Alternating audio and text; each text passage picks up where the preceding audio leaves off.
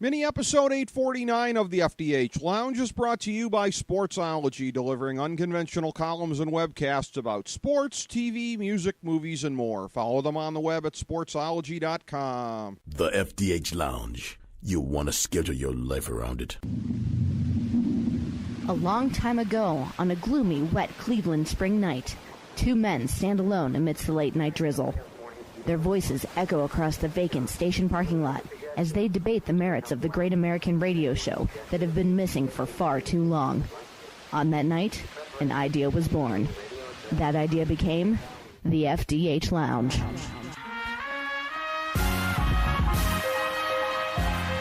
Welcome to the FDH Lounge. Welcome to FDH Lounge mini episode number 849. I'm FDH managing partner Rick Morris here with our preview of Fargo episode 3.9. Here are the top 5 developments coming out of episode 3.8. Number 5, Cy meets his sad end.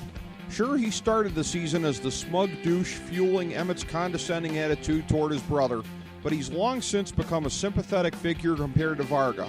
Having said that, he pretty much set himself up to be poisoned.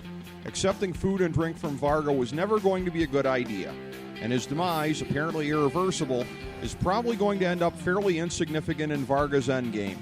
There was something in his wave out the window to Emmett that led you to believe that he'd never be back at that house, but who knew that it would end in such pathos? Number 4, Holy Time Jump, Batman, nothing changed. This jump ahead mirrored the one in Season 1 on the surface, but nothing really happened with this one.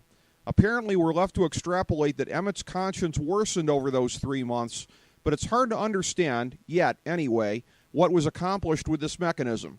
As of this moment, the only explanation that would make sense is this period being necessary for the preparation of Nikki's attacks on Varga via Emmett, if indeed that is the course being taken by the show. Number 3, Emmett cracks under the pressure. It's hard to peg who's responsible for inducing his guilt meltdown about his brother. Varga's had great success working him from within to this point, so ramping up the pressure to this degree would seem unnecessary and counterproductive. And we can't be sure that Nikki's still even alive, given the question of how literal her encounter in the bowling alley was, but it seems likely that she was triggering the gaslighting if she did survive. At any rate, though, Emmett's confession is going to give Gloria the break in the case that she needs, given that she's still gotten nowhere through the time jump.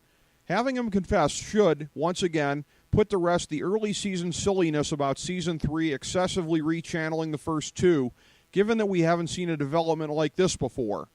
Number 2, the hunt through the Minnesota woods provides the biggest adrenaline jolt of the season. We said last week that the season's third to last episode needed to end the sleepy, slow-developing flow of the third campaign, and it certainly did that, leaving open the possibility of a very strong conclusion. Nikki and Mr. Wrench eluded Yuri and his associates in dramatic fashion. Unfortunately, though, Gloria was unsuccessful in lending her knowledge of the case to the investigating officers facing a brutal, well-organized conspiracy. At this point, the pattern of her not being taken seriously for no reason whatsoever has been beaten into the ground. Clearly, she's being set up for a huge victory in the end, it seems, but the path to her takedown of the invincible Varga has lost credibility unnecessarily. Number 1, the bowling alley scene sets a new standard for Fargo weirdness. Suddenly, all the flying saucer gaga from Season 2 seems unremarkable by comparison.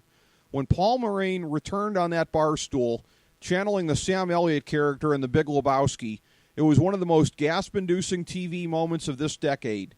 The show's invocation of religious and or other forms of supernatural storytelling can now no longer be denied, as Paul appeared fairly undeniably as some form of an angel after doing so in much more ambiguous form earlier in the season with Gloria. Assuming that he did dispatch Nikki back into the world that we inhabit, the stage has been set for an incredibly lively climax to this story. We've noted at times the very slow pacing of this tale, but the stage has been set for a huge rebound at the end.